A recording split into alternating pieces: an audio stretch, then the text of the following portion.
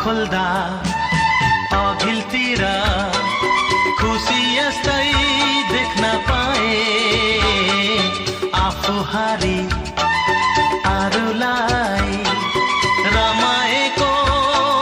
हेर्न पाए जित भन्दा मिठो हुन्थ्यो सन्तोषले मर्न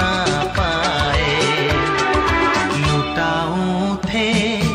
आफूलाई नराखेर